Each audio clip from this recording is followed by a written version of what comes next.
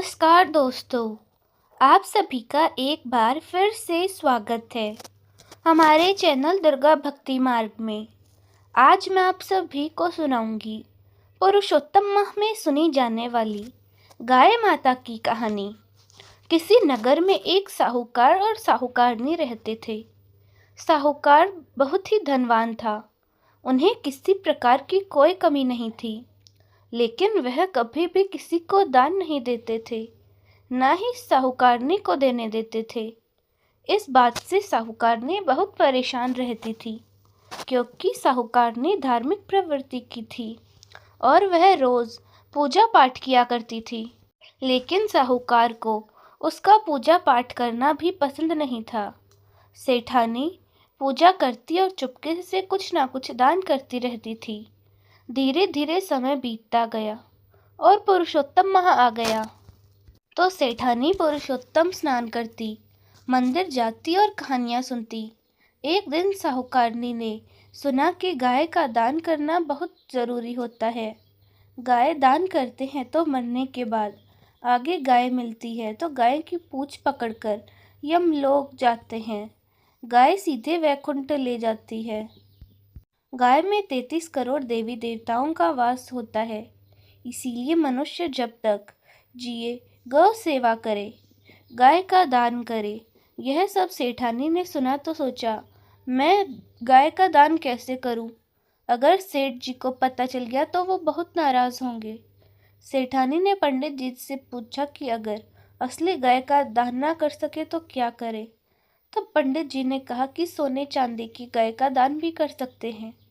तो सेठानी बोली, ठीक है, मैं सोने चांदी की 2 गाय बनवा लूंगी, एक सेठ जी की और एक मेरी। उन्होंने फिर पंडित जी से पूछा, यह बात सेठ जी को पता न चले, कोई ऐसा उपाय बताइए। तो पंडित जी बोले कि तुम गाय बनवा लो, फिर उसके ऊपर पीली या काली मिट्टी चढ़ा देंगे, फिर तुम दोनों संकल्प कर लेना। सेठ जी सोचेंगे कि मिट्टी की गाय है। सेठानी को यह उपाय बहुत अच्छा लगा।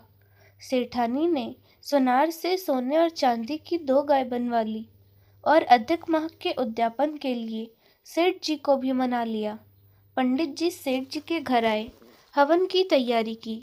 हवन सामग्री की थाली में वह दोनों गाय मिट्टी में लपेट कर रख दी। सेठ जी यह देखकर बहुत खुश हुए कि सेठानी ने मिट्टी की गाय बनाकर दान के लिए रखी है।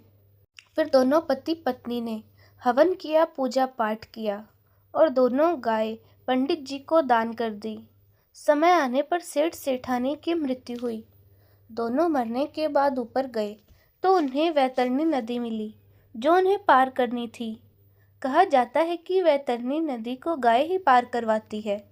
सेठ सेठानी के पास पीली या सफ़ेद गाय आकर खड़ी हो गई। वे दोनों गाय की पूंछ पकड़कर नदी पार गए। नदी पार करने के बाद सेठ जी ने सेठानी से पूछा, हमने तो कभी गाय दान नहीं की थी, तो हमें यहाँ गाय कैसे मिली?